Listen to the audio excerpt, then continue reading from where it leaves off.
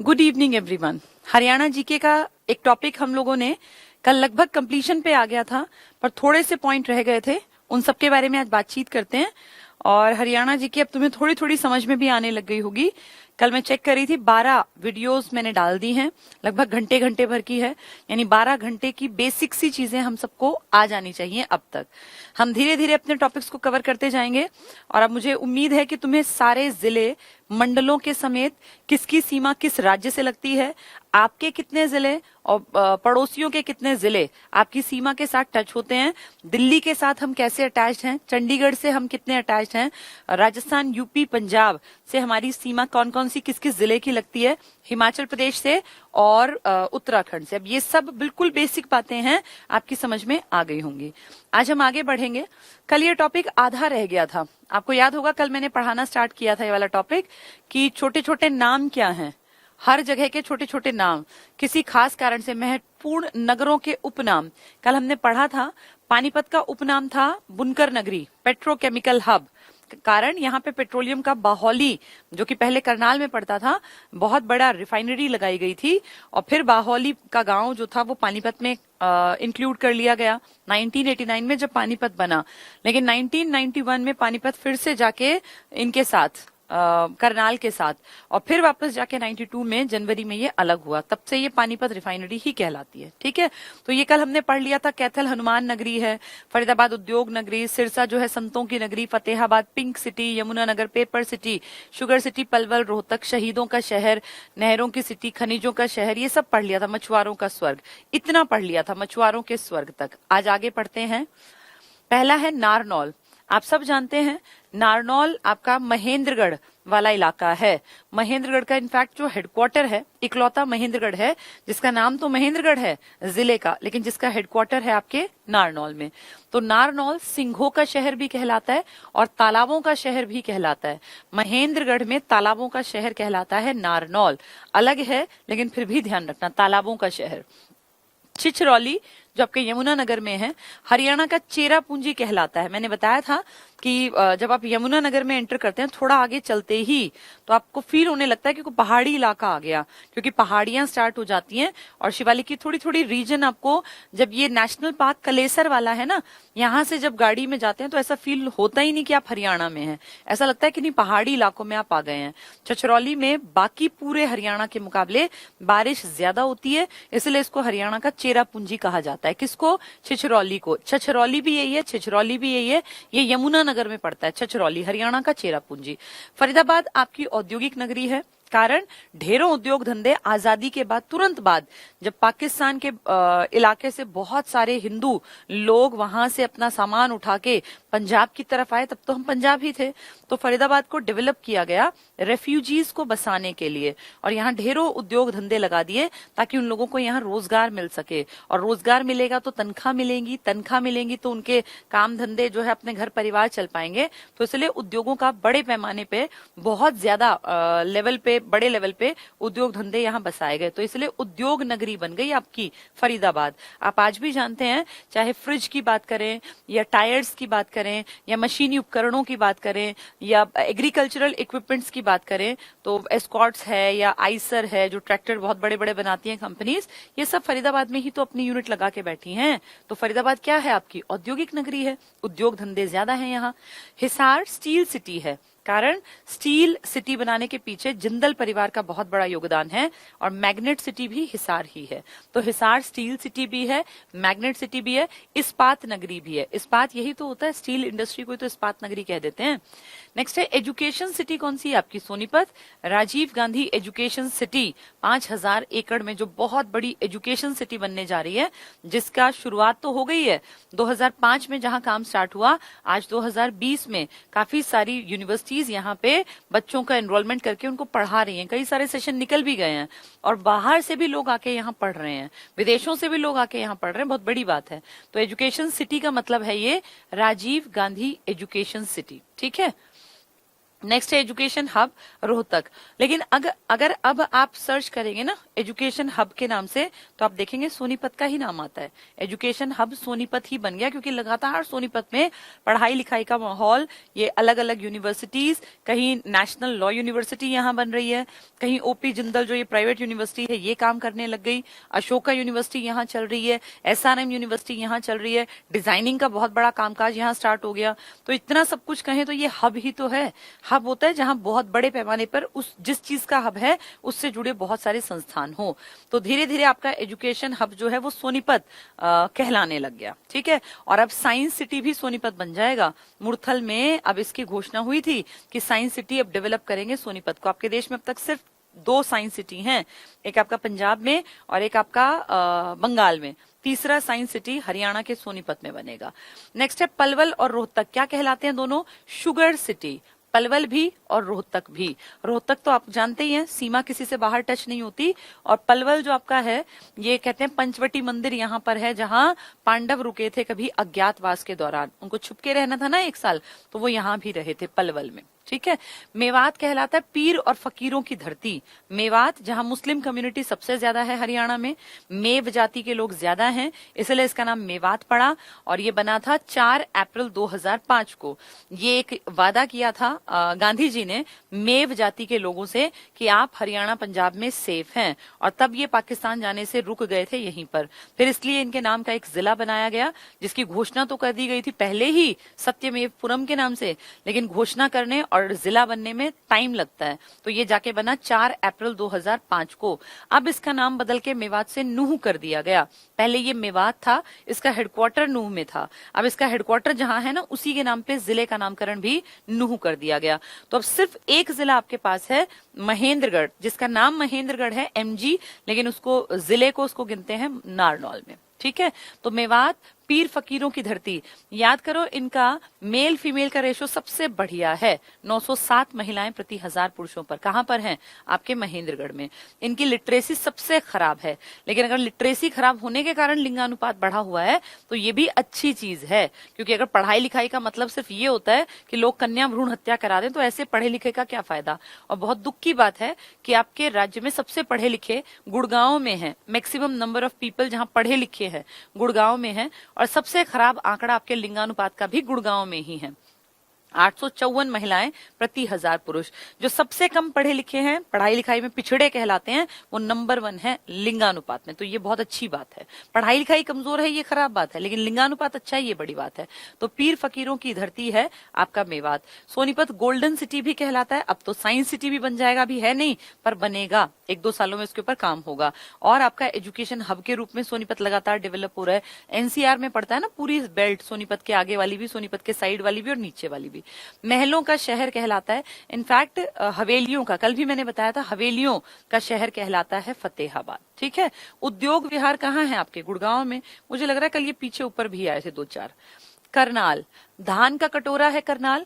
धान की जब भी बात आए तो के याद रखना। करनाल, कैथल, कुरुक्षेत्र। ऊपर कुरुक्षेत्र, उसके 2 पैर, पंजाब की तरफ कैथल और यूपी की तरफ करनाल। इन तीनों में धान की खेती बहुत अच्छी होती है। लेकिन अगर पूछें कि धान की किस्में ज्यादा कहाँ है, वैरायटी ज्यादा, तो आप कहेंगे कैथल में। अगर कहें क्वांटिटी ज्यादा कहाँ है, तो करनाल में। लेकिन वैरायटी ज्यादा कहाँ है कि अलग अलग प्रकार के बासमतियों के चावल हैं, तो वो आपके कैथल, जो कि आपकी हनुमान की नगरी भी है। ठीक है, तो करनाल धान का कटोरा कहलाता है। नवीनतम पद्धति से बसाया गया आपका पहला शहर है। जैसे वैसे अगर देखें तो देश में चंडीगढ़ को कहते हैं नवीनतम पद्धति से बसाया, लेकिन चंडीगढ़ तो यूटी है। तो आपके जिले में कौन सा, आपके राज्य में कौन सा है? तो करनाल, जो आपकी CM सिटी है ना, ये प्लान्ड तरीके से बसाया गया था। पंचकुला भी प्लान्ड है।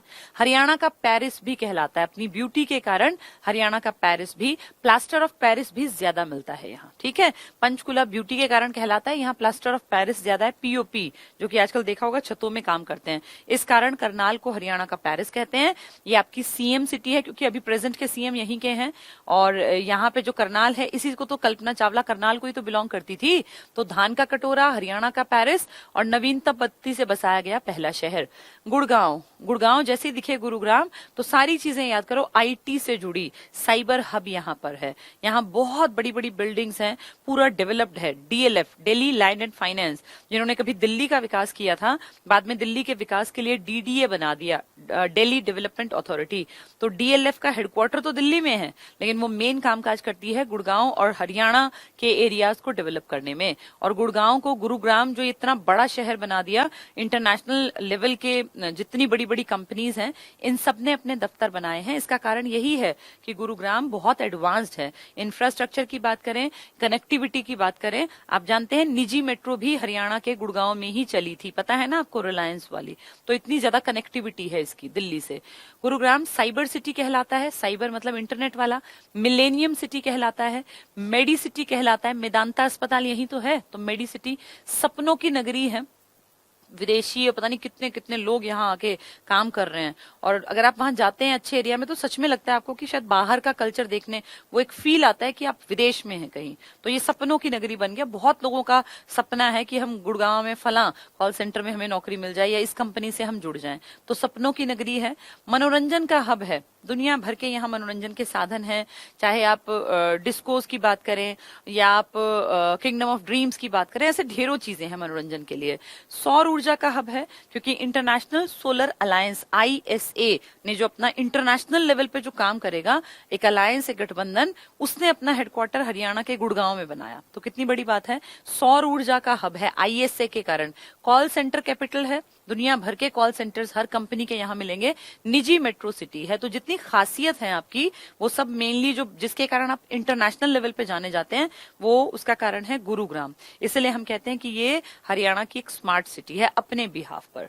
नेक्स्ट है अंबाला। अंबाला मिक्सी सिटी है, क्योंकि मिक्सर, ग्राइंडर, जूसर अंबाला में बहुत ज्यादा बनते हैं।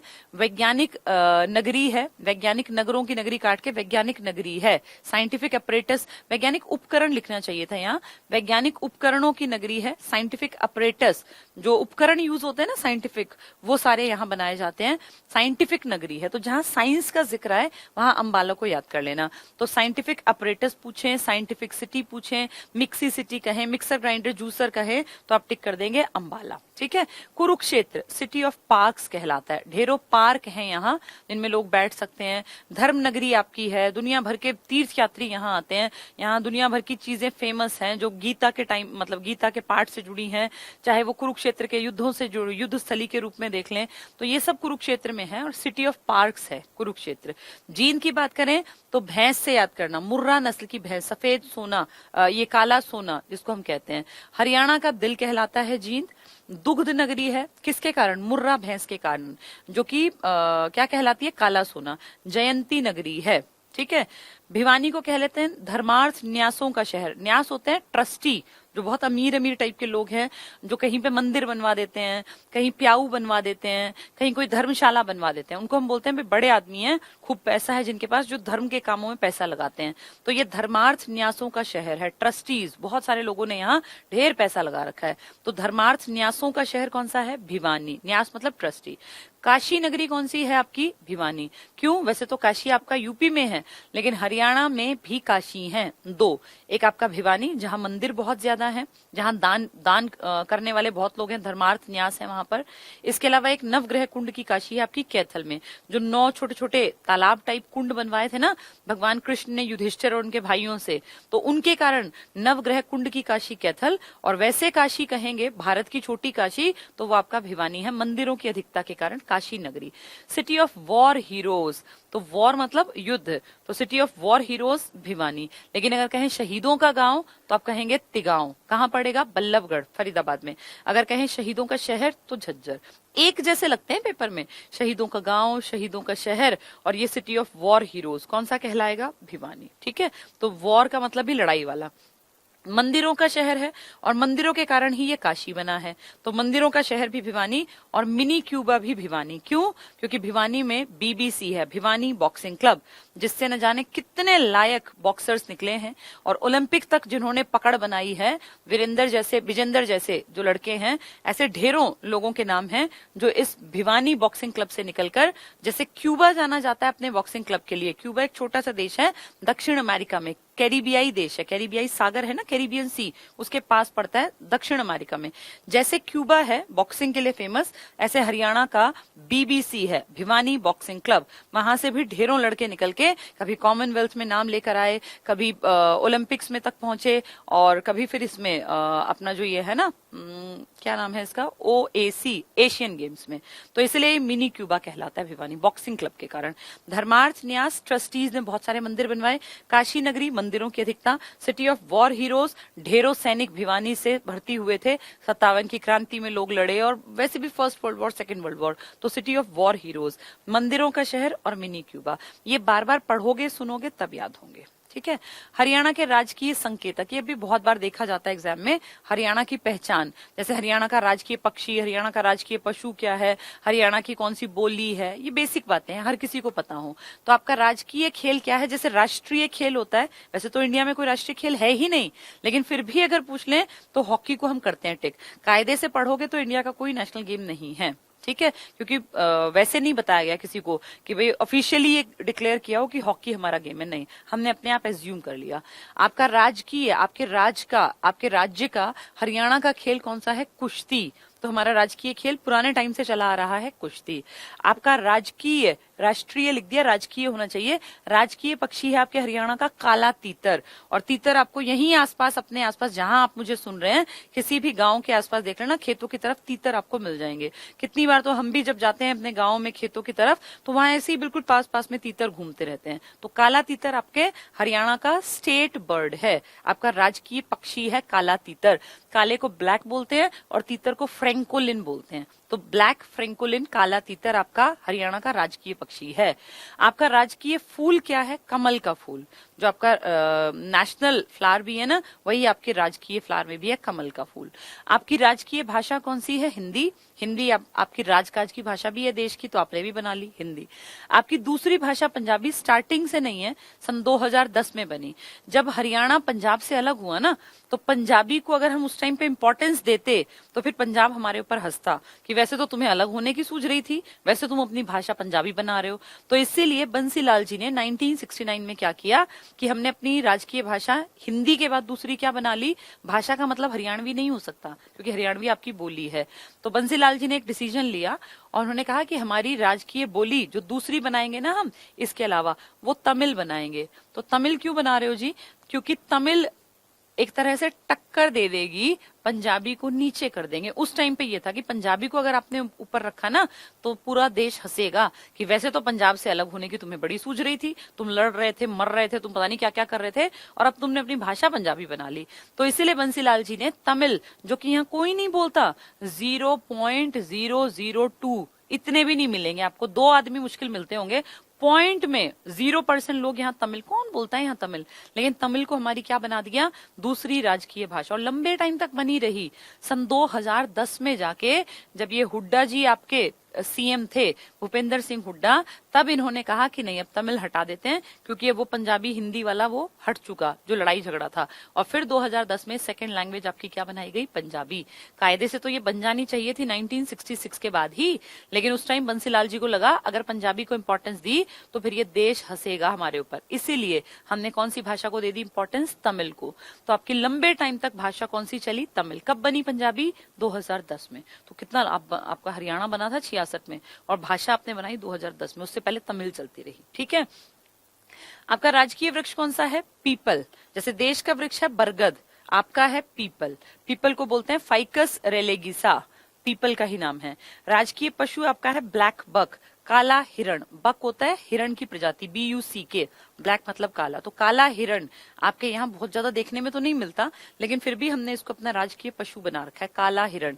काला तीतर आपने पक्षी बना रखा है और काला हिरण आपने पशु बना रखा है। कमल आपका जो आपका राजकीय फूल है, और आपका राजकीय जो खेल है वो आपने कुश्ती बना लिया। राजकीय भाषा पहली आपकी हिंदी है, दूसरी पहले तमिल चली, 2010 में 10 साल पहले आपने पंजाबी बना ली। ठीक है, तो पीपल हुआ, ब्लैक बक काला हिरण। सर्वोच्च खेल पुरस्कार आपके राज्य में है भीम पुरस्कार, और ये भीम पुरस्कार में भीम की एक पूरी जैसे बनती है वो पिक्चर, वो वाली हाथ में देते हैं और आपके राज्यपाल देते हैं भीम पुरस्कार। स्पोर्ट्स में जो सबसे अच्छा परफॉर्मेंस देता है हरियाणा के राज्य स्तर पर, 4 साल से जिसने बहुत अच्छा परफॉर्मेंस दिया हो उसी को इसके लिए एलिजिबल माना जाता है। और भीम पुरस्कार बड़ा पुरस्कार है, स्पोर्ट्स का सबसे बड़ा, और इसको हम बराबरी का मानते हैं। जैसे देश में अर्जुन मिलता है, ऐसे आपके हरियाणा में राज्यपाल भीम पुरस्कार देता है। पहले सिर्फ इसमें 5 आदमियों को मिलता था, लेकिन अब इसकी संख्या बढ़ा दी गई है। हरियाणा के लौह पुरुष कौन है? बंसीलाल, जिन्होंने तमिल को आपकी दूसरी भाषा बना दिया था। आधुनिक हरियाणा के निर्माता भी बंसीलाल हैं। बिजली 100% जो गांव तक पहुंची थी, इलेक्ट्रिफिकेशन हुआ था, वो भी बंसीलाल जी के कारण। हरियाणा केसरी पंडित नेकीराम शर्मा जी, ये बहुत इंपॉर्टेंट है, कल भी बताया था। हरियाणा केसरी पंडित नेकीराम शर्मा। सबसे बड़ा उद्योगों का पुरस्कार कौन सा है? मुख्यमंत्री रत्न पुरस्कार। जो उद्योगों में बहुत बड़े पैमाने पे कुछ अच्छा काम करते हैं राज्य के स्तर पे, उन्हें मुख्यमंत्री रत्न, जैसे भारत रत्न मिलता है ऐसे मुख्यमंत्री रत्न। और सर्वोच्च शिक्षा का पुरस्कार मिलता है आपके राज्य में राज्य शिक्षक पुरस्कार। तो जो बहुत अच्छे टीचर्स हैं आपके राज्य में, उनको राज्य शिक्षक पुरस्कार मिलता है, और जो बहुत अच्छा उद्योगों में काम करें उन्हें मुख्यमंत्री रत्न पुरस्कार मिलता है। ठीक है, भीम पुरस्कार आपके स्पोर्ट्स का है। पीपल आपका राजकीय वृक्ष है। ब्लैक बक काला हिरण आपका राजकीय पशु है। ब्लैक फ्रैंकोलिन काला तीतर आपका राजकीय पक्षी है। आपका राजकीय खेल है कुश्ती। और बस ये सारी चीजें। भीम पुरस्कार आपका स्पोर्ट्स का सबसे बड़ा है। तो ये सारा हमने देख लिया। इनके क्वेश्चंस आंसर्स इसमें लगा दिए जाएंगे, इन सबको पढ़ लेना, मतलब करके देख लेना सॉल्व। अगर तुम्हें आते हैं इसका मतलब तुमने सारी चीजें समझ ली, नहीं आते तो इन क्वेश्चंस को दोबारा एक बार देख लेना आंसर्स के समेत। ये सब तुम्हें वैसे आ जाएगा, ये सब इसमें आ चुका है। ठीक है, चलिए कल एक टॉपिक मेरे ख्याल जितना मुझे याद है वो पता नहीं मैंने कराया था या आधा रह गया था। 1 मिनट, उसमें आदमियों के कुछ उपनाम थे, या शायद हो गया था, जितना मुझे याद आ रहा है वो पढ़ा दिया था। उसमें लोगों के उपनाम बताए गए थे कि किसका क्या उपनाम है। कल कराया था ना शायद, वो है ना, वो टॉपिक पूरा हो गया ना। ठीक है, चलिए ये हमने पूरा कर लिया। संग्रहालय अभी इसमें से नहीं करा रही हूँ, संग्रहालय अलग से पढ़ा दूंगी मैप के थ्रू। मैप हाँ ये कल पूरा करा दिया था। देखो दीपचंद ब्राह्मण ये हमने पूरा पढ़ लिया था। ठीक है, चलो ये टॉपिक हमारा कंप्लीट हुआ। अब हम बात करते हैं, हमने हरियाणा के जिलेवार परिचय पढ़ लिए, हरियाणा के मंडल पढ़ लिए, हरियाणा के हर जिले की खासियत देख ली, और अब हमने हरियाणा के आसपास की टेरिटरी किससे लगती है किससे नहीं वो देख लिया। फिर बहुत छोटे छोटे वन लाइनर में भी बहुत सारी नई बातें हमने सीख ली। आज एक इंपॉर्टेंट टॉपिक शुरू करते हैं, हरियाणा का औद्योगिक विकास या हरियाणा की औद्योगिक संरचना, यानी हरियाणा का इंडस्ट्रियल डेवलपमेंट। क्या हरियाणा में इंडस्ट्रीज का डेवलपमेंट हुआ है, और हुआ है तो क्या स्टार्टिंग से हो गया था या इसके लिए अलग से आपने काम किया?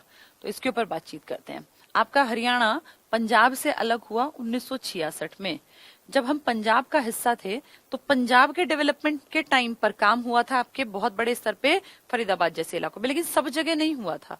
हमने अलग होने के बाद ढेरों काम किए, और 1980 के बाद तो आप ये मान लो हरियाणा लगातार प्रोग्रेस के रास्ते पर है, क्योंकि इंडस्ट्रीज लगातार बढ़ती गई। जितनी इंडस्ट्री बढ़ेगी ना उतना किसी भी राज्य का विकास होगा, क्योंकि इंडस्ट्री लगेगी तो लोगों को रोजगार मिलेगा, रोजगार मिलेगा तो तनख्वाह मिलेगी, तनख्वाह मिलेगी तो वो सामान खरीदेंगे, उनका लाइफ स्टाइल अच्छा बनेगा, लाइफ स्टाइल अच्छा बनेगा तो फिर वहां और इंडस्ट्रीज आएंगी जो उनके लाइफ स्टाइल को अच्छा बनाने के लिए सामान बनाती होंगी, फिर उसमें और मजदूर, तो शहर के शहर बसते चले जाते हैं अगर कहीं पे इंडस्ट्रीज लग जाती हैं तो जहां भी बड़ा प्लांट लगता है ना, सरकार पैसा लगाती है जनता से टैक्स लेके, लेकिन उसका फायदा उस राज्य विशेष को मिलता है। आपके यहाँ कोई बहुत बड़ा मान लीजिए ट्रेन से जुड़ा कामकाज हो, कोई बहुत बड़ा आपके यहाँ एयरपोर्ट से जुड़ा कामकाज हो, या आपके यहाँ कोई बहुत बहुत बड़ी इस तरह की इंडस्ट्रीज लगा दी जाएं तो उसमें मजदूरों को भी तो काम लगाएंगे ना वो लोग, मैनेजर्स भी रखेंगे, उसमें सेल्समैन भी रखेंगे, तो बहुत तरीके के काम मिल जाते हैं। अनपढ़ भी चाहिएंगे, पढ़े लिखे भी चाहिएंगे, हाईली क्वालिफाइड भी चाहिएंगे। तो जहां जहां इंडस्ट्रीज लगती जाती हैं वहां वहां विकास ज्यादा बढ़ता जाता है। यही तो कारण है कि आपके राज्य में 2 जिले बहुत ज्यादा विकसित हैं। कौन कौन से? एक फरीदाबाद जो औद्योगिक नगरी है हरियाणा की, और एक गुड़गांव जो आईटी सेक्टर में सबसे आगे है। तो जहां जहां औद्योगिक विकास होगा उनकी डेवलपमेंट 100% होती जाएगी।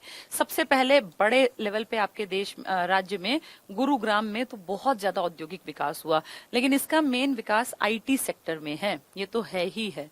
ऐसे ही बहुत सारों में फरीदाबाद है। फरीदाबाद में आपके यहाँ बहुत सारी चीजें, अगर मैं मेन बात करूं ना तो ट्रैक्टर सबसे बड़ा योगदान, क्योंकि एक एक ट्रैक्टर लाखों रुपए का पड़ता है। तो आप खुद सोचो ट्रैक्टर की इंडस्ट्री में कितनी कमाई है और कितने ज्यादा लोगों को काम भी मिलता है। तो ऐसे ढेरों मशीनी उपकरण हैं ट्रैक्टर के अलावा भी जो कि आपके हरियाणा में बनाए जाते हैं। तो फरीदाबाद जैसे ही आए आपके दिमाग में आना चाहिए ट्रैक्टर। वैसे भी आप जानते हैं हरियाणा ट्रैक्टर के प्रोडक्शन में नंबर 1 है पूरे इंडिया में। तो ट्रैक्टर प्लस मशीनरी कह लो, कृषि उपकरण कह लो, जो एग्रीकल्चरल इंस्ट्रूमेंट्स है ना, कृषि उपकरण, ये सारे बनाए जाते हैं यहाँ पर। ठीक है। दूसरा, यहाँ बड़े पैमाने पे रेफ्रिजरेटर भी बनते हैं। रेफ्रिजरेटर ये बनते हैं जिसको आप कहते हैं फ्रिज, फ्रिज बोल देते हो ना आप आम भाषा में, वो रेफ्रिजरेटर है, ये बनते हैं यहाँ। इसके अलावा फरीदाबाद में बाटा शू कंपनी बड़े लेवल पे काम करती है जो जूते बनाती है। इसके अलावा यहाँ पे टायर्स बनते हैं गुड ईयर के। गुड ईयर नाम के आदमी ने ही पहली बार टायर बनाया था। रबड़ से बनता है ना टायर, जो ये गाड़ियों के टायर हैं, ये गुड ईयर नाम के आदमी ने बनाया, तो कंपनी ने नाम रख लिया गुड ईयर। तो गुड ईयर कंपनी के टायर्स आपके यहाँ बनते हैं। शूज यहाँ बनते हैं बाटा के। यहाँ बड़े पैमाने पे उद्योग धंधे हैं और ट्रैक्टर और उससे कृषि उपकरण से जुड़े तो ढेरों यहाँ पे बिजनेस चलते हैं। रेफ्रिजरेटर भी यहाँ बहुत बड़ी मात्रा में बनाए जाते हैं। ठीक है, ये फरीदाबाद की खासियत है। गुड़गांव को लास्ट में करेंगे, बहुत डिटेल है वो। तीसरा, मेन की बात कर रही हूँ, पानीपत। पानीपत जाना जाता है आपके पेट्रोकेमिकल, ये हब है पूरा, पेट्रोकेमिकल हब है, यानी पेट्रोलियम से जुड़ा बहुत बड़ा कामकाज है। और ये इंडियन ऑयल कॉरपोरेशन इसकी देखरेख करती है, आईओसी। यहाँ पे आपका नेशनल फर्टिलाइजर लिमिटेड एनएफएल है। तो बड़े पैमाने पे यूरिया का उत्पादन यहाँ किया जाता है और फर्टिलाइजर्स में काफी आगे रैंक में आपका पानीपत भी आता है। यहाँ पे इस फर्टिलाइजर के संयंत्र में ये करोड़ों रुपए की लागत से बनती हैं चीजें, ऐसा नहीं कि 10-20 रुपए से बन गई। इसमें बिजली ज्यादा होने पे आग लग सकती है, खराब हो सकता है, तो इसकी बिजली का ध्यान रखने के लिए यहाँ एक कैप्टिव संयंत्र भी बनाया गया है ताकि इन चीजों में बिजली की सप्लाई में दिक्कत ना आए। इसके अलावा पानीपत हम पढ़ के आए थे, आपकी बुनकर नगरी है। पानीपत में पचरंगा अचार बनाया जाता है। तो ये देखो, छोटे लेवल के काम भी होते हैं और बहुत बड़े लेवल के काम भी होते हैं। तभी तो ये पानीपत लगातार उभरते उसमें है, उद्योग धंधे यहाँ लगातार उभर रहे हैं। जो आपका ये बासमती चावल है ना, इसका बहुत बड़ा मार्केट है आपके पानीपत में। ठीक है। इसके बाद सोनीपत की बात कर लेते हैं। सोनीपत तो लगातार उभर रहा है क्योंकि एक तो कनेक्टिविटी बहुत अच्छी है, किसके साथ? दिल्ली के साथ। दिल्ली सोनीपत ही तो टच होता है आपका उत्तरी सीमा में, दिल्ली में। तो ये दिल्ली के साथ कनेक्टेड है, दिल्ली के साथ इसकी कनेक्शन सबसे पास में पड़ जाता है। जैसे गुड़गांव है आपका, जैसे फरीदाबाद है, ऐसे सोनीपत है। तो इसकी कनेक्टिविटी अच्छी है, इसलिए इसके विकास में आसानी हो रही है। तो सोनीपत के विकास का एक बड़ा कारण तो ये है। इसके अलावा सोनीपत में लगातार इंफ्रास्ट्रक्चर बेहतर होता जा रहा है। विदेशी कंपनियां आ रही हैं, जैसे नेस्ले है, आज नहीं, आज से बहुत पहले, जो कि चॉकलेट्स बनाती है। और याकूट कंपनी है जो कि वो छोटी छोटी, देखा याकूट की बॉटल्स आती है इतनी छोटी सी, उनमें वो लस्सी टाइप की चीज होती है, दूध और लस्सी का मिक्सचर लगता है। तो इस तरह के ढेरों, यहाँ हॉर्लिक्स की कंपनी है, ग्लैक्सको स्मिथ क्लाइन, जो बहुत बड़े पैमाने पे पुराने टाइम से हॉर्लिक्स बना रही है। हॉर्लिक्स में पेपर में आया था कि मेन कंटेंट क्या होता है? जौ जो होता है ना, गेहूं और जौ, इसका मिक्सचर होता है हॉर्लिक्स में। तो विदेशी कंपनियां यहाँ चॉकलेट बनाने की कंपनी है। अब तो यहाँ आपके सोनीपत में बहुत बड़े पैमाने पे बरही, जिसको बढ़ी कहते हैं, वैसे तो बड़ी गांव है लेकिन किताबों में बरही लिखा है, ये बहुत बड़ा फूड पार्क डेवलप हो गया। तो धीरे धीरे करके आपके सोनीपत में राई है, बरही है, ये पूरे इलाके, ये बड़ी गांव है, बड़ी लेकिन इसको बर ही लिखेंगे पेपर में। तो इनका डेवलपमेंट हो रहा है, तो धीरे धीरे सोनीपत का भी विकास हो रहा है। एक तरफ एजुकेशन के फॉर्म में देखें, एक तरफ किसानों के लिए देखें तो बहुत बड़ा ये जो पार्क बन गया फूड पार्क, इससे सीधे किसानों को फायदा है। इसके अलावा आपके सोनीपत में ही गन्नौर पड़ता है, जहां इंटरनेशनल मार्केट डेवलप हो रहा है, जो ये मंडी बन रही है फल और सब्जियों की। तो बहुत बड़े पैमाने पे उद्योग धंधे यहाँ विकसित हो रहे हैं। इसके बाद बात कर लेते हैं यमुनानगर की। यमुनानगर आपका एक ऐसा जिला है जो कि बहुत ज्यादा एडवांस्ड है। अगर मैं उद्योगों की बात कर रही हूँ तो यमुनानगर में आपके देश में, जब आपका देश आजाद नहीं हुआ था ना 1929 में, बल्कि एक बहुत बड़ी इंडस्ट्री लगी थी, सरस्वती शुगर मिल। सरस्वती हमारी पुरानी नदी थी ना, सरस्वती शुगर मिल, ये बहुत बड़ी मिल लगाई गई थी और इसकी ढेरों यूनिट्स लगी थी। लेकिन फिर हम आजाद हुए और वो बहुत सारी मिलें जो थी ना वो पाकिस्तान में चली गई, तो उसकी कुछ मिल हमारे यहाँ भी आई। यमुनानगर की जो सरस्वती शुगर मिल की यूनिट थी ना यमुनानगर वाली, इसने बहुत बड़ा नाम कमाया था। और जब आपके पूरे देश में कुल 410 शुगर मिलें थी सिर्फ पूरे देश में, तब आपकी इस सरस्वती शुगर मिल की यूनिट ने, जो कि आपके यमुनानगर में है आज, इसने सबसे ज्यादा गन्ना पिराई का इसको अवार्ड मिला था। 1900 मुझे एग्जैक्टली नहीं याद, शायद 75 की घटना है, पर ये बहुत बड़ी अचीवमेंट थी। यमुनानगर में बिल्ट का नाम आपने सुना होगा। बिल्ट का मतलब है बल्लारपुर। बल्लारपुर, आई मतलब इंडस्ट्रीज, इंडस्ट्रीज, इंडस्ट्रीज, एलटी मतलब limited, limited, Ballarpur industries limited है। तो बहुत बड़े पैमाने पे ये भी इंडस्ट्रीज का काम था, बिल्ट का। और बिल्ट का तो बहुत एक पूरी बेल्ट फैली हुई थी बल्लारपुर इंडस्ट्रीज लिमिटेड की। बाद में इसी को शॉर्ट में लोग बिल्ट कहने लग गए थे। यमुनानगर में ना शराब के बहुत बड़े स्तर पे कारखाने हैं, स्टार्च का बहुत बड़े पैमाने पे काम होता है, कागज का बहुत बड़े पैमाने पे काम होता है, रिफाइंड ऑयल बहुत बड़े पैमाने पे बनाया जाता है, पेपर कटिंग मशीनें यहाँ पर हैं। तो बहुत बड़े पैमाने पे लगभग सारे उद्योग धंधे। इसके अलावा प्लाईवुड से जुड़ी अगर बात करें, भाई ये जो ये आपका फर्नीचर बनता है ना, क्योंकि यहाँ साल के जो ये यमुनानगर है, यही तो है वो कलेसर, कलेसर नेशनल पार्क, इसी में तो छछरौली पड़ता है। तो इस कलेसर में साल के बहुत पेड़ हैं और इन पेड़ों का यूज कर लेते हैं फर्नीचर बनाने में। तो जो प्लाईवुड लकड़ी है ना, इसका बहुत बड़ा कामकाज है यहाँ। और यहाँ कहते हैं पुराने टाइम से ही बहुत बड़ा टिम्बर मार्केट फेमस है यहाँ। टिम्बर मार्केट, लकड़ियों का बाजार, टिम्बर मार्केट। तो कहाँ का टिम्बर मार्केट फेमस है? आपके यमुनानगर का। टिम्बर मार्केट तो हर जिले में मिलेगा, लेकिन ज्यादा बड़े पैमाने पे फेमस कौन सा है? जो अब्दुल्लापुर में हुआ करता था पुराने टाइम में, आज यमुनानगर का टिम्बर मार्केट कहलाता है। ठीक है, तो यहाँ लगभग देखो सारी चीजों में इनका कहीं ना कहीं योगदान है। एक तरफ ये शुगर की बात कर रहे हैं, एक तरफ ये इंडस्ट्रीज ढेरों लगा के बैठे हैं, शराब, स्टार्च, कागज, रिफाइंड, पेपर कटिंग, टिम्बर, बहुत बड़े पैमाने पे। और इसके अलावा आपके देश में जो पहले फास्टेस्ट ट्रेन थी ना, जब तक मोदी जी ने 2014 में अपनी कमान नहीं संभाली थी, 2016 में शताब्दी को रिप्लेस कर दिया दूसरी गाड़ी ने। ठीक है, तो गतिमान एक्सप्रेस ने सबसे पहले आपकी फास्टेस्ट ट्रेन जो इससे पहले थी, बहुत लंबे टाइम तक चली, 1989 से 2016 तक, अप्रैल में फिर इसको रिप्लेस किया था गतिमान एक्सप्रेस ने। तो 2016 तक जो आपकी फास्टेस्ट ट्रेन थी शताब्दी एक्सप्रेस, ये कभी अगर खराब हो जाती ना, तो इसको ठीक करने के लिए दिल्ली से हरियाणा के यमुनानगर में लाना पड़ता था, क्योंकि यमुनानगर में शताब्दी एक्सप्रेस को ठीक करने का वर्कशॉप था। कितनी अजीब बात है, दिल्ली में वर्कशॉप नहीं बनाया, उत्तर भारत में शताब्दी को ठीक करने के लिए सिर्फ एक वर्कशॉप था जो आपके हरियाणा के यमुनानगर में स्थित था। तो इससे दिखता है कि कितनी इंपॉर्टेंस थी हमारे यमुनानगर, अभी भी है बहुत बड़े पैमाने पे, अभी भी यमुनानगर एक इंपॉर्टेंट शहर है। ठीक है, अब बात कर लेते हैं रोहतक की। अब जैसे एक दिन में आपको ढेरों चीजें याद हो जाएंगी अगर आप ध्यान से सुन लोगे, तो अब पढ़ा दूंगी फिर ये इजी दिखेगा। रोहतक का बहुत ज्यादा विकास हुआ और आपके जो सीएम रहे, लगातार 10 साल रिकॉर्ड बनाया लगातार का। वैसे तो आपके सीएम बहुत बार आगे भी रहे हैं, इनसे ज्यादा भी रहे हैं, लेकिन लगातार में आपके सबसे लंबे कार्यकाल वाले सीएम रहे हैं भूपेंद्र सिंह हुड्डा। और हुड्डा क्योंकि रोहतक को बिलोंग करते थे, तो रोहतक का बहुत विकास कर दिया, बहुत ही ज्यादा। और रोहतक की कनेक्टिविटी रोड्स के साथ बहुत ही बेहतर है, कभी आप गए होंगे तो आप जानते भी होंगे। और इसको भी हार्ट ऑफ हरियाणा का दर्जा दिया गया। रोहतक में ही पड़ता है महम, चौबीसी चबूतरा, राजनीतिक राजधानी कहलाती है आपकी हरियाणा की रोहतक, क्योंकि यहाँ राजनीति का हमेशा से एक जमावड़ा जमता था पुराने टाइम से। तो रोहतक की इंपॉर्टेंस एजुकेशन में देख लो, इनका इंफ्रास्ट्रक्चर बहुत बढ़िया है, इनकी भी कनेक्टिविटी बहुत बढ़िया है, रोड्स और ये बहुत बढ़िया तरीके से हुड्डा ने अपने एरिया को बहुत ही अच्छा बना लिया और बनाना भी चाहिए।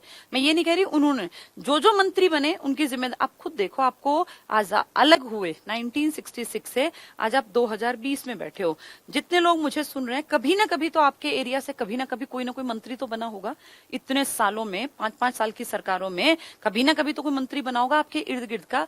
अगर एक मंत्री अपने एरिया का विकास कर ले मंत्री पद पे रहते हुए, तो पूरे राज्य का विकास ना हो जाए? देखते देखते कितने साल हो गए आपको, 66 से 76, 86, 96, 2006, 16, 50 साल प्लस हो गए, 54 साल। तो कितने मंत्री बने होंगे? अगर वो अपने अपने एरिया में कैबिनेट मंत्री भी कोशिश करे, भाई कैबिनेट आपके कम से कम 8-9 कैबिनेट तो बनते ही हैं, अगर 9 मंत्री हर 5 साल में अपने अपने एरिया को चमका दें तो आपका पूरा राज्य चमक जाएगा। प्रॉब्लम तब आती है जब मंत्री बन के बैठ जाते हैं, फिर देखते भी नहीं कि कौन क्या कर रहा है, फिर अपने जिले में कोई काम नहीं करना। दूर मत जाओ, अपने अपने जिले की हालत देख लो। जिसके यहाँ कैबिनेट मंत्री हैं, क्या उन्होंने अपने पद पे रहते हुए आपके जिले का कोई फायदा किया? अगर नहीं किया तो फिर क्या फायदा हुआ? भ्रष्टाचार तो वो करते ही जाएंगे, आप और मैं रोक नहीं सकते, लेकिन उस भ्रष्टाचार के बावजूद अपने एरिया का तो विकास कर लो। इंडिया इतना अमीर है कि यहाँ खाने से कोई फर्क नहीं पड़ता। हजारों साल से इसको दुनिया लूट रही थी, तब भी आप 5वीं बड़ी अर्थव्यवस्था है 2019 तक में। इसका मतलब हमें उससे दिक्कत नहीं है। भाई भ्रष्टाचार एक दिन की खत्म होने की कहानी नहीं है, लेकिन जब तुम मंत्री बनते हो तब तो कम से कम अपने जिलों के विकास कर लो। इस बहाने तुम्हारे पूरे राज्य का किसी दिन विकास हुआ मिल जाएगा। लेकिन प्रॉब्लम क्या है, कैबिनेट मिनिस्ट्री में बैठते हैं, खूब पैसा खाते हैं, जिला जाए भाड़ में, फिर वापस आ जाते हैं, कोई फर्क नहीं पड़ता। 5 साल में इतना कमा लेते हैं कि आगे कुछ करने की जरूरत ही नहीं पड़ती इनकी पुश्तों को भी। तो इसीलिए ये दिक्कत है। अपना अपना विकास कर लो तो किसी न किसी दिन सबका विकास हो ही जाएगा। अब हर आदमी अगर अपना विकास करेगा तो क्या समाज का विकास नहीं होगा? हो जाएगा। अपने अपने जिलों पे ही काम कर लो, उस पे भी नहीं करते। तो रोहतक हुड्डा ने बहुत अच्छा काम किया। मैं कोई कांग्रेस की पक्षधर बिल्कुल नहीं हूं, लेकिन जो रियलिटी है उसको बता दूं। यहाँ ना एकल खिड़की प्रोजेक्ट, एकल खिड़की, ये एकल खिड़की क्या था?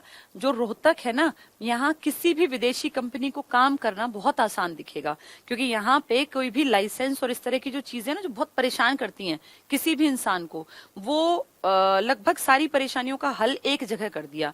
तो एकल खिड़की योजना चलाई कि कोई भी विदेशी कंपनी आए, अपना कुछ भी यहाँ लगाना चाहे, बड़ी कंपनी, तो ये ना हो कि उसको फलाना जगह से ये कराना है, उस जगह से ये कराना, नहीं, एक जगह ऑफिस में वो आए, वहीं सारी उनकी फॉर्मेलिटीज पूरी कर दी जाए। एक पॉइंट। दूसरा पॉइंट, रोहतक में जो आपका ये पड़ेगा ना इलाका, इसकी कनेक्टिविटी जैसे दिल्ली से वैसे टच नहीं है, लेकिन रोड्स की कनेक्टिविटी ऐसी बना दी कि दिल्ली बहुत पास दिखता है, यहाँ से हर चीज लगता है कि बहुत करीब है। तो इसलिए भी रोहतक का लगातार विकास हुआ। फिर राजनीतिक कहीं ना कहीं कारण रहा कि रोहतक लगातार आगे बढ़ता गया। यहाँ पे आपकी MDU है, महर्षि दयानंद यूनिवर्सिटी 1976 में जो बनी थी। यहाँ और भी कई यूनिवर्सिटीज हैं, इसीलिए एजुकेशन में इसका बड़ा नाम है। और जो एजुकेशन में आगे होगा तो कॉमन सेंस लगाओ, वो धीरे धीरे आगे आ ही जाएगा। IIM आपके पूरे देश में गिनती के हैं, इंडियन इंस्टीट्यूट ऑफ मैनेजमेंट, और आपके अकेले राज्य में एक ही है ये, और ये बनाया गया है रोहतक में। तो रोहतक का तो विकास होना लाजमी है। जहां एजुकेशन पे काम है, जहां राजनीति तगड़ी है, जहां पे कनेक्टिविटी अच्छी है, जहां इंफ्रास्ट्रक्चर अच्छा है, एकल खिड़की प्रोजेक्ट है, तो उसका विकास तो होगा ही होगा। ठीक है। इसके बाद सोनीपत हुआ। मेन से करा रही हूँ मैं, सारे नहीं, उसके बाद पढ़ किताब से लेंगे सारे वाले जो इंपॉर्टेंट होंगे। एक आपका बहुत उभरता सा है रेवाड़ी। रेवाड़ी में धारू हेड़ा पड़ता है, कोसली पड़ता है, बावल पड़ता है, लगातार एडवांसमेंट की तरफ है और रेवाड़ी लगातार ग्रोथ दिखा रहा है। आने वाले दौर में जैसे गुड़गांव एक बहुत बड़ा हब बना हुआ है ना, ऐसे उम्मीद है रेवाड़ी भी लगातार ग्रोथ करेगा, क्योंकि बड़ी बड़ी इंडस्ट्रीज यहाँ पर खड़ी होती जा रही हैं, और जहां इंडस्ट्री काम करेंगी वहां नौकरियां मिलेंगी लोगों को, और नौकरियां मिलेंगी तो भैया रोजगार मिलेगा, तो पैसा तो आएगा, पैसा आएगा तो अपने आप लाइफस्टाइल अच्छा बनेगा। जहां जहां विकास होगा औद्योगिक इकाइयों का, वहां वहां इंसान का स्तर सुधरने के चांसेस ज्यादा होंगे, लायक लोगों के। वहां कम पढ़े लिखों के लिए भी काम मिल जाता है, पढ़े लिखों के लिए भी और हाईली क्वालिफाइड के लिए।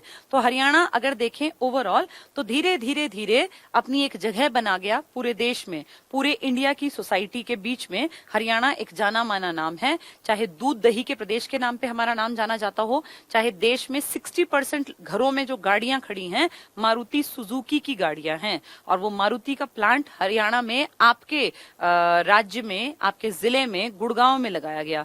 जैसे वो कहीं और लगता तो उनका नाम फेमस होता। हरियाणा के गुड़गांव में आपका मारुति का प्लांट लगा था। पहले मारुति उद्योग लिमिटेड एक छोटा सा काम धंधा था जो इंडियन एक परिवार ने शुरू किया, लेकिन मारुति उद्योग लिमिटेड धीरे धीरे बढ़ता गया और 1980s में इन्होंने जापानी कंपनी सुजुकी के साथ कोलैबोरेशन कर लिया और फिर 1983-84 में बढ़िया स्तर पे इन्होंने गाड़ियां प्रोडक्शन शुरू कर दिया गाड़ियों का। और आज आप देख लीजिए टोटल भारत की 60% गाड़ियां अकेली मारुति सुजुकी की है। तो ये जो BMW है, ऑडी है या ये बड़ी गाड़ियां है ना, ये तो बहुत छोटा प्रतिशत यूज करता है। जो बड़ा तबका यूज करता है वो मारुति की गाड़ियां यूज करता है और मारुति का बड़ा प्लांट आपके हरियाणा के गुड़गांव में, मानेसर में यहाँ लगे हुए हैं। ठीक है, तो इस तरह से हम देखेंगे, एक एक के बारे में बातचीत कर लेते हैं धीरे धीरे करके। चलिए, कहाँ मिलेगी वो फाइल? ठीक है, industrial structure of Haryana, Haryana की औद्योगिक संरचना जो मैंने आपको बताया, इन सबको अब किताबी भाषा में पढ़ लें, क्योंकि समझ आने के बाद ना थोड़ा सा किताबी भाषा भी पढ़नी पड़ती है, तभी पेपर में हम लोग पास हो पाते हैं। क्या कह रहे हैं देखना ये लोग, ये कह रहे हैं हरियाणा गठन के समय यानी 1966 में औद्योगिक दृष्टि से एक अल्प विकसित राज्य था। तो हरियाणा जब अलग हुआ ना 1966 में, तो ऐसा नहीं है कि ढेर इंडस्ट्रीज थी। 66 में तो कोई बड़ा उद्योग था ही नहीं। ये मारुति वाला भी 70 में लगा, आपकी पूरी तरह से बिजली भी 70 में आई। आपके राज्य में जो मेन विकास हुआ वो 80 के बाद ज्यादा हुआ। 70 तक भी आप थोड़ा थोड़ा काम करने लगे। 66 में कोई बहुत अमीर नहीं थे आप। तो हरियाणा जब गठन हुआ उस टाइम औद्योगिक दृष्टि से एक अल्प विकसित राज्य था। पर्याप्त खनिज संसाधनों का अभाव आज भी है। खनिज नहीं बढ़ा सकते आप ये नहीं कह सकते हम पढ़ लिख गए तो खनिज बढ़, खनिज तो मिट्टी की देन है। अब लोहा जितना मिट्टी से निकलेगा उतना ही निकलेगा ना। आप और मैं पढ़ के विकास कर सकते हैं, पर हम लोहा थोड़ी निकाल लेंगे मिट्टी में से या सोना थोड़ी बना देंगे। तो इस बात को हम एक्सेप्ट करते हैं कि हरियाणा में खनिज संसाधन कम है। तो क्या फर्क पड़ता है, आपकी मिट्टी सोना उगलती है, वो सोना बेशक गोल्ड वाला नहीं है, लेकिन वो गेहूं का सोना है, वो धान का सोना है। आपके यहाँ बाजरा पैदा होता है, आपके यहाँ कपास पैदा होता है, आपके यहाँ गन्ने की फसल होती है। कोई ऐसी चीज ही नहीं है जो आपके यहाँ मिट्टी में पैदा ना होती हो। तो इन सब की इंडस्ट्रीज भी तो आगे ग्रोथ कर सकती हैं। जरूरी थोड़ी कि जहां सोना चांदी तांबा मिलेगा वही आगे बढ़ेगा। तो हरियाणा कृषि उत्पादन के दम पे बैठ के खा सकता है, लेकिन मेहनत करनी पड़ेगी। बैठ के खाने का ये मतलब नहीं कि हम हाथ पे हाथ रख के बैठ जाएं। खेती में मेहनत करो, उससे भी बहुत कुछ निकल सकता है। तो हरियाणा में खनिज संसाधनों का अभाव है, हम मानते हैं। इस कारण राज्य में उद्योग धंधों का अपेक्षित विकास नहीं हो पाया। अब जैसे जहां खनिज संसाधन है ना, वो वैसे पिछड़े रहते हैं, क्योंकि वहां अच्छी सड़कें नहीं होती, अच्छे स्कूल्स नहीं होते, अच्छे कॉलेजेस नहीं होते। जहां ये सब चीजें होती हैं वहां खनिज संसाधन नहीं होते, क्योंकि ये सब चीजें बनती हैं मैदानी भागों में, वहां खनिज नहीं मिलता ज्यादा। ठीक है, तो कोई बात नहीं। परिणाम स्वरूप राज्य की अर्थव्यवस्था का प्रमुख आधार क्या बनी? कृषि। तो आपके राज्य में अगर लोहा तांबा पीतल नहीं मिलता तो क्या फर्क पड़ता है? खेती करते हैं आप। आपके यहाँ गन्ने के चीनी की इंडस्ट्री खड़ी हो सकती है, आपके यहाँ कपड़े की इंडस्ट्री लग सकती है, आपके यहाँ पे जो है फलों और फूलों का काम हो सकता है, आपके यहाँ सब्जियों का काम हो सकता है, आपके यहाँ ब्रेड बिस्किट ये जितने भी ये है ना दूध और इन सब के काम, दही का, तो ये कम है क्या काम? इसमें भी दुनिया बहुत कमाती है। तो यहाँ प्रमुख आधार क्या है? कृषि बनी रही। 80 के पश्चात हरियाणा ने खनिज संसाधनों की दृष्टि से अत्यधिक विकास किया। खनिज संसाधन गलत है कहना, ये कहना चाहिए उद्योगों के आधार पर हम खनिज बाहर से भी लाने लग गए। अब पेट्रोलियम हमारे यहाँ थोड़ी निकला, लेकिन देख लो पेट्रोलियम रिफाइनरी आपने लगा ली। कहाँ से आए ये पेट्रोल? ये पेट्रोल बाहर से आता है, क्योंकि हरियाणा में कोई पेट्रोल नहीं है। फिर धीरे धीरे करके हमने इंडस्ट्रीज खड़ी कर ली और हमने सोर्सेज बना लिए। जैसे आपके यहाँ कोयले का काम होता है, तो कोयला तो हरियाणा में है ही नहीं। फिर हम क्या करते हैं? उड़ीसा से ले आते हैं, हम जो है ये अपना MP वाले इलाके से ले आते हैं, ट्रेन में भर भर के आ जाता है। हरियाणा भौगोलिक दृष्टि से एक छोटा सा राज्य है। आपके पास एरिया ज्यादा थोड़ी है। आप टोटल इंडिया के टोटल एरिया का जो 32,87,263 वर्ग किलोमीटर एरिया है, आपके पास कितना है? 32 लाख में से 44,212 वर्ग किलोमीटर। तो आप एरिया में ज्यादा बड़े नहीं है, क्षेत्रफल में तो आप बहुत पीछे हैं। आप कितना परसेंट लेके बैठे हैं? 1.34। लेकिन जब हम गिनते हैं पैसों में तो हम टॉपर्स में आ जाते हैं। इसका मतलब आप छोटे एरिया से ज्यादा कमा रहे हैं, तो बहुत अच्छी बात है ये तो भौगोलिक दृष्टि से छोटा है, पर आर्थिक सर्वेक्षण पैसे की जब बात करें तो क्या कह रहे हैं के अनुसार राष्ट्रीय सकल घरेलू उत्पाद GDP में हरियाणा का योगदान देखना जरा, 3.6%। आबादी आप लेके बैठे हैं 2.09, एरिया आपके पास है 1.34, 1.5% भी नहीं है आपके पास एरिया, और जो आप पैसों में योगदान दे रहे हैं वो 3.6% का। तो जितना आप एरिया लेके बैठे हैं, जितनी आप जनसंख्या लेके बैठे हैं, उससे ज्यादा आप देश में पैसे में योगदान दे रहे हैं। तो और क्या चाहिए? इसका मतलब हरियाणा एक रिच स्टेट है, अमीर राज्य है हरियाणा। 17-18 के ये आंकड़े मत याद रखना, बस एक आइडिया है। भारत के टोटल जीडीपी में 6.5% की वृद्धि की अपेक्षा टोटल इंडिया ने वृद्धि की 6.5%, और आपने देखना राज्य में सकल घरेलू राज्य उत्पादन में 8% की वास्तविक वृद्धि की गई। तो पूरे देश की वृद्धि तो 6.5%, जिसमें दिल्ली भी है, कर्नाटक भी है, ये अपना हैदराबाद वाला भी है, सारे राज्य हैं। पूरा देश मिला के 6.5%, और आप अकेले कितनी? 8%। इसका मतलब हरियाणा में ग्रोथ रेट ज्यादा रहा, एवरेज से काफी अच्छा रहा। तो ये बहुत अच्छी बात है, प्राउड की बात है। हरियाणा के प्रमुख उद्योग, कौन कौन से उद्योग आपके यहाँ हैं? हरियाणा में उद्योगों का विकास 80 के पश्चात ज्यादा हुआ, जिसमें कृषि मेन है, खनिज संसाधन कम है लेकिन थोड़े बहुत है, महेंद्रगढ़ की तरफ, ज्यादा नहीं है। चूने का पत्थर ये तो पूरे हरियाणा में है। संगमरमर कम है क्योंकि कायंत्री चट्टान से निकलता है। लोहा अयस्क भी घटिया क्वालिटी का लोहा है, हमारे यहाँ कोई ऐसा नहीं लोहे की खदानें हैं, हमारे यहाँ नहीं है ज्यादा, थोड़ा बहुत, पर आधारित उद्योगों को प्राथमिकता और प्रोत्साहन दिया गया। 80 के बाद बेसिकली आपने ग्रोथ की है ज्यादा। आगे क्या कहते हैं देखो, हरियाणा में विभिन्न प्रकार के उद्योगों का विकास हुआ, जिसमें कृषि आधारित उद्योग, तो मेन आपका जो आधार है ना वो खेती है। चाहे आप चावल की बात करें, बासमती की बात करें, अचार की बात करें, आप बात करें गेहूं की, सब्जियों की, फलों की, तो सब कृषि आधारित है। वस्त्र उद्योग भी है क्योंकि आपके यहाँ TITS, the technological institute of textile and sciences, तो एक ऐसा इंस्टीट्यूट जो कपड़े में साइंस की बात करता है, टेक्नोलॉजी की बात करता है। आपके देश में आजादी से पहले आपने भिवानी में वो लगवा दिया था। तो ये कितनी बड़ी बात है कि हरियाणा तब से विकसित है। अगर वस्त्र की बात करें, ऑटोमोबाइल्स की बात करें, तो सारा आपका ये फरीदाबाद और गुड़गांव। पेट्रोकेमिकल्स मतलब कि आपका ये रिफाइनरी वाला पानीपत। सूचना प्रौद्योगिकी IT सेक्टर तो आपका गुड़गांव। बायोटेक उद्योग तो ढेर जगह है। रियल एस्टेट भी गुड़गांव में ढेर है। निर्माण उद्योग ये मेन है। सबसे ज्यादा आप आगे बढ़ रहे हैं IT में और कृषि में, ठीक है।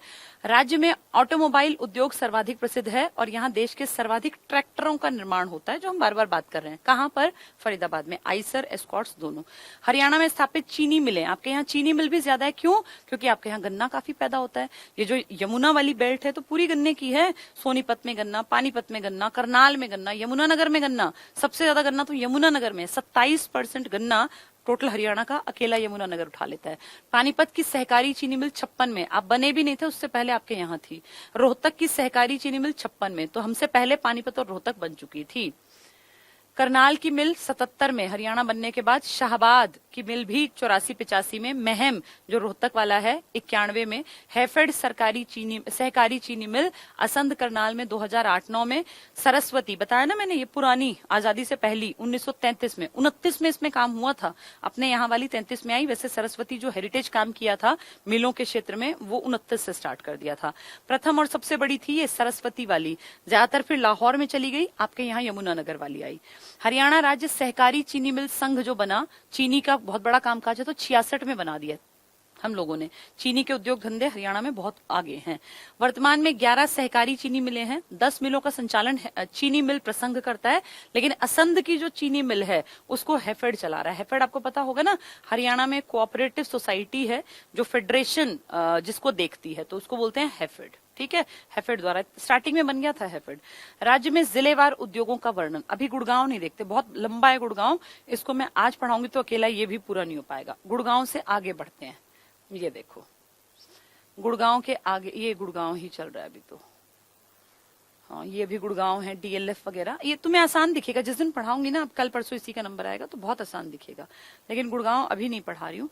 औद्योगिक संस्थान, अभी हम बात करते हैं, एक एक जिले को उठा लेते हैं, तो बहुत आगे वाला आ गया। इसके पीछे ये पॉइंट्स में दिया हुआ होगा, ये देखो रेवाड़ी आ गया ना, हमें ये पढ़ना है। जो बाकी हैं गुड़गांव के अलावा, सोनीपत है, रोहतक है, अंबाला है, सिरसा है। सिरसा में तो मेन जो कामकाज है वो खेती वाला है। रेलवे कैरेज है तो आपके यमुनानगर की बात कर रहे हैं। सरस्वती शुगर मिल है, ये पढ़ लेते हैं आज। बल्लारपुर, BILT जिसको आप कहते हैं, यमुनानगर, और इसके ऊपर ये पानीपत वाला आ गया। बाहोली तेल शोधक NFL, ये देखो, ये पानीपत से भी पहले पानीपत है। ये हम सेकंड से पढ़ना स्टार्ट करते हैं। ये भिवानी से टेक्नोलॉजिकल जो भी मैं बात कर रही थी ना, वो यही सारे पॉइंट्स थे। देखो यहां से पढ़ते हैं। गुड़गांव हम पढ़ेंगे कल, वो अकेला एक दिन में कवर होगा। भिवानी, जब भी भिवानी आए तो आपके दिमाग में आना चाहिए कपड़े का बहुत बड़ा कामकाज। घनश्याम दास बिड़ला, जीडी बिड़ला का नाम आपने सुना होगा। जीडी बिड़ला ने 1937 में 1945 में यहाँ काम किया था। सबसे पहली मिल लगी थी कपड़े की, वो सिंथेटिक कपड़े की थी भिवानी में। फिर 45 में यहाँ पे सूती कपड़े की मिल लगी और तब से आज तक लगातार वो research centre as it is बहुत बड़े स्तर पे काम कर रहा है। उसको द TITS लिख देते हैं। तो वो टेक्नोलॉजी और साइंस की बात करता है कपड़े में, टेक्सटाइल में। देखें, सूती वस्त्र उद्योग 1937 में, आजादी से 10 साल पहले, भिवानी टेक्सटाइल मिल स्थापित किया गया। यहाँ वर्ष 45 में सूती वस्त्र बनाने की पहली मिल लगाई गई। तो सूती वस्त्र की पूछेंगे तो 45, वैसे ये इंडस्ट्री कब खड़ी हो गई थी? 37 में। आजादी से पहले भिवानी में टेक्सटाइल का काम था, कपड़े का काम था। Next, cement factory. एक दिन मैंने बताया भी था ये कि ये सीमेंट फैक्ट्री अब बंद पड़ी है। एक टाइम था जब डालमिया परिवार ने जर्मनी से इंजीनियर बुलाए और ढेर पैसा लगा के यहाँ एक इंडस्ट्री खड़ी कर दी, सीमेंट बनती थी, बहुत लोगों को रोजगार मिला। फिर किन्हीं बातों पे कुछ हुआ होगा, लॉस हुआ होगा कंपनी को, उन्होंने वो शट डाउन कर दी। बाद में भारत सरकार ने उसमें बिचौलिए का काम किया और भारत सरकार ने कहा जो आपकी सीमेंट कॉर्पोरेशन ऑफ इंडिया है, CCI, वो इसका अधिग्रहण कर ले। कुछ पैसे वैसे दिए होंगे डालमिया परिवार को और CCI ने ले लिया, लेकिन उसके बाद ये बंद पड़ी है लंबे टाइम से। कई बार इसके बारे में उठती है बात कि इसको खुलवा देना चाहिए, लेकिन MPs उतना इंटरेस्ट नहीं लेते। तो सीमेंट फैक्ट्री है चरखी दादरी में। इस फैक्ट्री का निर्माण 1939 में, सेकेंड वर्ल्ड वॉर के टाइम, सेठ रामकृष्ण डालमिया द्वारा कराया गया था। इसका निर्माण जर्मनी के एक इंजीनियर, मेन थे जर्मनी के इंजीनियर्स, इनकी टीम थी, द्वारा किया गया। इस फैक्ट्री में प्रतिदिन लगभग 500 मीट्रिक टन से अधिक सीमेंट का उत्पादन होता था, लिखना चाहिए, अब नहीं है, पहले एक टाइम पे होता था। 23 जून 81 को इस कंपनी को cement corporation of India, CCI, ये सरकार की थी, इसने अधिग्रहित कर लिया। कुछ पंगेबाजी रही तो फिर इसको सरकार ने ले लिया, लेकिन फिर बंद हो गई। Technological institute of textile, TITS, ये है वो जिसके बारे में बार बार मैं बात करती हूँ। ये technological, I institute of textile, T और S मतलब sciences, technological institute of textile and sciences. तो सोचो कपड़े में टेक्नोलॉजी और साइंस की बात करता है। भिवानी का TITS, बहुत बड़ा संस्थान, GD बिड़ला ने बनाया था ये। तो 1943 में, यानी 37 में काम हुआ, 43 में काम हुआ, 45 में काम हुआ, 1939 में तो सीमेंट फैक्ट्री लगी, 37 में कपड़े की मिल लगी, 47 में उसमें कपड़ा बनना शुरू हुआ। ये 40 चारों तरफ जो है ना कपड़े का काम चल रहा है, 30 से लेके और 40 तक। तो कितना काम हुआ भिवानी में। इससे तैयार माल बांग्लादेश में, पड़ोसी देश तुर्की, बेल्जियम आदि देशों को भेजा जाता है। तो ये उस टाइम से चल रही है, आजादी के पहले से, घनश्याम दास बिड़ला जी की ये बनाई हुई, और अब तक इसमें रिसर्च का काम बहुत बड़े पैमाने पे चल रहा है। हरियाणा खादी और ग्रामीण उद्योग बोर्ड, खादी आप जानते हैं ना, गांधी जी ने मेन कहा था भाई खादी की तरफ लोगों को मोड़ो, तो 2 अक्टूबर को हम खादी दिवस भी इसीलिए मनाते हैं। हरियाणा में ग्रामीण स्तर पर खादी वस्त्र को प्रोत्साहन देने के लिए हरियाणा सरकार ने गांधी जी के जन्म वाले वर्ष में, क्योंकि हरियाणा बना 1966 में और गांधी जी जन्मे थे 1869 में, तो 2 साल बाद, 3 साल बाद ही गांधी जी के 100 वर्ष पूरे होने थे। तो हमने क्या किया, 1969 में खादी और ग्रामीण उद्योग बोर्ड बना दिया कि भाई गांधी जी को एक तरह से ट्रिब्यूट है हमारी तरफ से, खादी और ग्रामीण उद्योग बोर्ड। कब बनाया गया? 1960। ऐसे पूछ लेते हैं सन कि कब बनाया, तो गांधी के साथ खादी याद करना, तो उसके 100 साल बाद कर दिया हमने, हम बने ही तभी थे, तो हमने तभी बना दिया 69 में। ठीक है। हरियाणा खादी और ग्रामीण उद्योग बोर्ड का काम क्या है?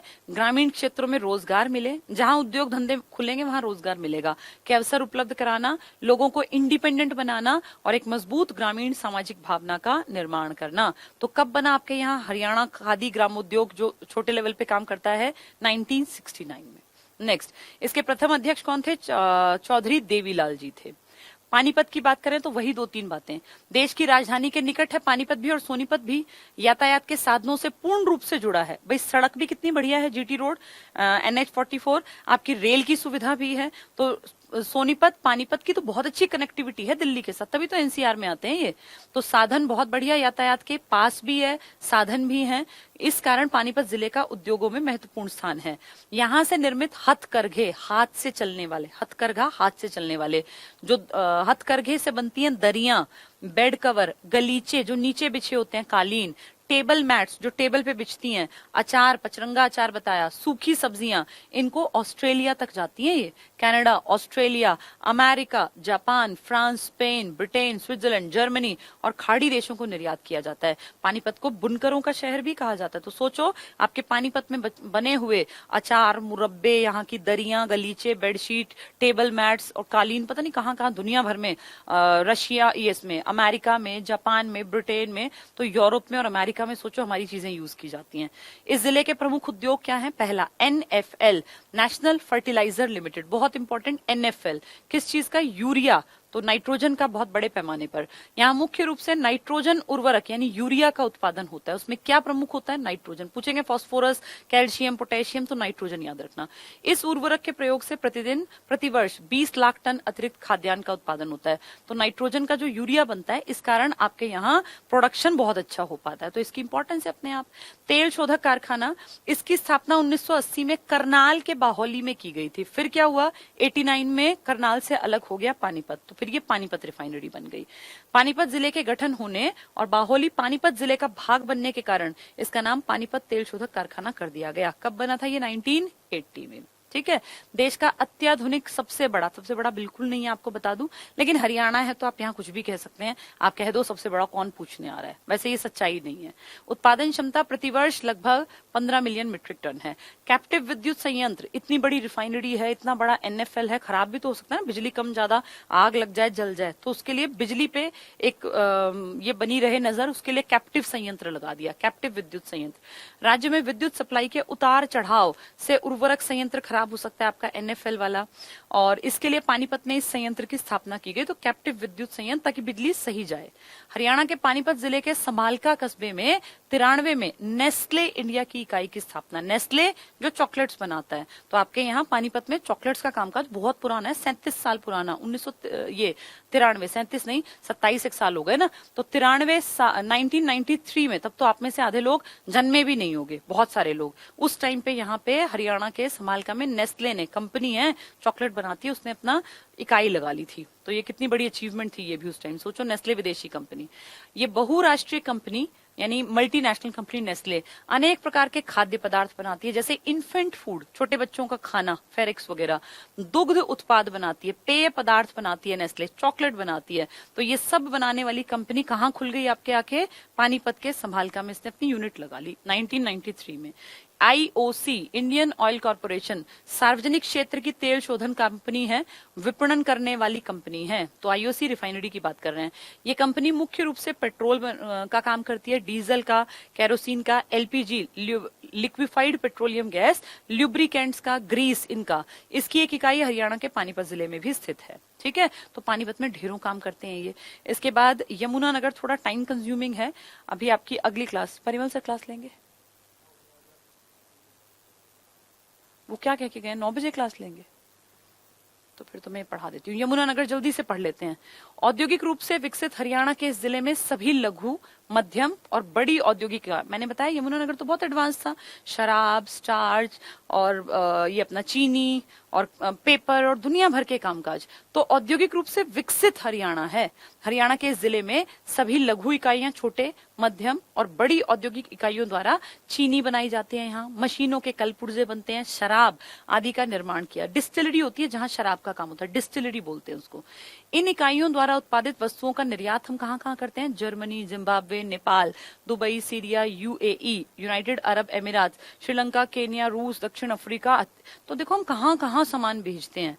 कहाँ से? पानीपत से भी भेजते हैं हमने पढ़ा, हम यहाँ से भी भेज रहे हैं। कहाँ से? ये यमुनानगर। यमुनानगर को पेपर सिटी के नाम से भी जाना जाता है, कागज नगरी। इस जिले की प्रमुख औद्योगिक इकाइयां देखो, पहली बल्लारपुर, BILT, बल्लारपुर बिल्ट जिसको बोलते हैं BILT, तो बल्लारपुर इंडस्ट्रीज लिमिटेड, तो बल्लारपुर पेपर मिल उनमें से एक है। 1929 में इस मिल की स्थापना messrs Punjab pulp and paper mill Abdullapur limited के नाम से की गई थी। तो सोचो, आजादी से पहले इसका नाम था मेसर्स पंजाब पल्प, पल्प होता है गूदा, जो इसका कागज बनने से पहले लुगदी होती है ना, तो पल्प एंड पेपर मिल, तो कागज का बहुत बड़ा कामकाज है अब्दुल्लापुर। अब्दुल्लापुर एक्चुअली शहर का नाम था, उसके नाम से की गई थी। वर्तमान में इस मिल में 7 पेपर मशीनें हैं जिनमें पेपर का काम होता है, 2 कटिंग प्लांट है यहाँ, 3 लैमिनेशन की मशीनें हैं बड़ी, और एक आधुनिक CSC प्लांट है। तो ये बहुत सारा काम है यहाँ। इस मिल में वनस्पति घी बनता है, रिफाइंड वगैरह, रिफाइंड तेल, कॉस्टिक सोडा और उच्च स्तर के लिखने और मुद्रण करने के कागज का उत्पादन किया जाता है। Next, Yamuna gases limited. तो ये जो है ना, औद्योगिक इकाइयों में गैसेस यूज होती हैं बहुत सारी तरह की, वो भी यहाँ होती हैं। तो औद्योगिक गैसों के उत्पादन के लिए इसकी स्थापना 73 में की गई थी। यमुनानगर में औद्योगिक गैसें बनती हैं। तो ये 1973 में, 88 में इस कंपनी का नाम यमुना गैसेस और केमिकल्स लिमिटेड कर दिया गया था। तो पूछेंगे आपके यहाँ औद्योगिक गैसें कहाँ बनती हैं, जो कि बड़ी बड़ी इंडस्ट्रीज में गैसों का यूज किया जाता है, तो आप कहेंगे यमुनानगर में। ठीक है, इस कंपनी ने 75 में औद्योगिक गैसों के उत्पादन में फर्स्ट रैंक लिया था। ये कितनी बड़ी बात है। यमुनानगर की चीनी मिल ने भी फर्स्ट रैंक ले रखा है और गैसों का जो प्रोडक्शन करती है उसने भी फर्स्ट रैंक ले रखा है। सरस्वती शुगर मिल की स्थापना 33 में लाहौर में की गई। 29 में हो गई थी, लेकिन आप वाली जो आपके यहाँ है ना, ये 33 में बनी थी। यमुनानगर में स्थापित ये मिल सरस्वती औद्योगिक सिंडिकेट लिमिटेड की एक इकाई है। तो सरस्वती में ढेरों इकाइयां लगी थी, ढेरों मिले, एक आपके यहाँ यमुनानगर में लगी, लाहौर वहां रह गया, यमुनानगर हमारे पास आ गया। इस चीनी मिल को देश की पुरानी 410 चीनी मिलों में से सर्वाधिक गन्ना पिराई की क्षमता का गौरव प्राप्त है। क्या नाम है इसका? सरस्वती। रेलवे कैरेज और वेगन वर्कशॉप, वेगन होते हैं ये डिब्बे वगैरह इस तरह की चीजें, तो रेलवे कौन सी वाली? शताब्दी की ठीक करने का कारखाना, की स्थापना 1952 में 3 कोचिंग स्टॉक यूनिटों के साथ 9 गुड स्टॉक यूनिटों की प्रतिदिन मरम्मत करने की न्यूनतम सुविधाओं के साथ जगाधरी में। यानी जो आपके ठीक होती है ना ये शताब्दी, ये इसके लिए वर्कशॉप है, कारखाना है जगाधरी में। जगाधरी पड़ेगा यमुनानगर में। भारतीय रेलवे के अस्तित्व में आने के बाद ये वर्कशॉप उत्तर रेलवे के एक भाग के रूप में काम कर रही है। भारतीय रेलवे का एकमात्र वर्कशॉप है जहां शताब्दी एक्सप्रेस की मरम्मत का काम किया जाता है, जो आपकी इंडिया की फास्टेस्ट ट्रेन थी 1989 से लेकर 2016 तक। अब गतिमान है, उससे 5 किलोमीटर प्रति घंटा स्पीड से चलती है। टिम्बर मार्केट बताया, लकड़ियों का। 1947 से पहले ये लकड़ी मंडल अब्दुल्लापुर के नाम से प्रसिद्ध था। तो जहां आज ये बिकती है ना लकड़ियां, ये पहले अब्दुल्लापुर था। लगभग 100 एकड़, मतलब 100 एकड़ यानी 1 एकड़ में 1 किला, तो 5 बीघे, तो सोचो इंटू 5 में विस्तृत इस मंडी में सागवान की लकड़ी मिलती है, शीशम की लकड़ी, कीकर, चीड़, सफेदा, इन लकड़ियों का व्यापार होता है। तो ये खासियत है आपके यमुनानगर की। ठीक है, आज हमने ये 3-4 पढ़ लिए, अब आगे कल फिर पढ़ लेंगे। ये 11-12 है मेन काम के। उम्मीद करती हूँ ये समझ में आ रहे होंगे। ये आपकी जिनके पास बुक है ना, इसमें ये पेज नंबर 131 पर मिल जाएगा। कल कुछ लोग कह रहे थे मैम पेज नंबर बता दिया करो, तो शायद ये 131 पर है। हाँ, 131 पर ही दिया है। इसको आप पढ़ लेना बुक से। हरियाणा की औद्योगिक संरचना, इस नाम से आपको चैप्टर मिलेगा। ये गुड़गांव छोड़ के जो मैंने आज पढ़ा दिए, इनकी रीडिंग कर लेना, ये सब समझ में आ जाएगा। ठीक है, मैप को बार बार देखते रहा करो। जो भी किताब तुम्हारे पास है उससे पढ़ लो। कोई जरूरी नहीं कि आप एक किताब लो, जो आपके पास है वो बेस्ट है, क्योंकि सबने वही चीजें लिखी हैं, कोई अंतर नहीं है। बस प्रेजेंटेशन का तरीका सबका अलग अलग होता है, बाकी सब कुछ सेम है। आंकड़े तो सेम ही रहते हैं ना। अब ये बल्लारपुर है तो ये थोड़ी कि कोई उसको कह देगा करनाल में है। ये अगर यमुनानगर में है तो वहीं रहेगी। अब्दुल्ला पर उसका पुराना नाम था तो अब्दुल्लापुर ही रहेगा। नई चीजें जो हैं वो ऐड कर दी जाती हैं, पुरानी चीजें तो स्टैटिक हैं, एज इट इज रहेंगी। चलिए, थैंक यू। अब आज फ्राइडे है, कल सैटरडे। मैं कोशिश करूंगी सैटरडे को भी क्लास ले लूं। अब 10-15 दिन में ना काफी हद तक कोर्स को पूरा करने की कोशिश करेंगे, काफी हद तक, कि मोटी मोटी सारी चीजों में से हम गुजर जाएं। औद्योगिक इकाइयां भी समझ में आ जाएंगी। फिर हम आएंगे वन्य जीव वाले पे, कृषि पर, पानी की सुविधा, बारिश वाली चीजें, फसलों के ऊपर, मिट्टियों के ऊपर। तो उससे क्या होगा कि चीजें धीरे धीरे करके हमारे दिमाग में एक पिक्चर क्लियर बनती जाएगी। पर्यटन स्थल करा दूंगी। जितना बोलती हूँ ना इन सब पे, ये सब चीजें तुम्हारे एग्जाम्स में कहीं ना कहीं पूछी गई हैं। पुराने पेपर उठा के देखना, इन सब में ये क्वेश्चंस मिलेंगे। ठीक है, आज के लिए इतना ही। Thank you.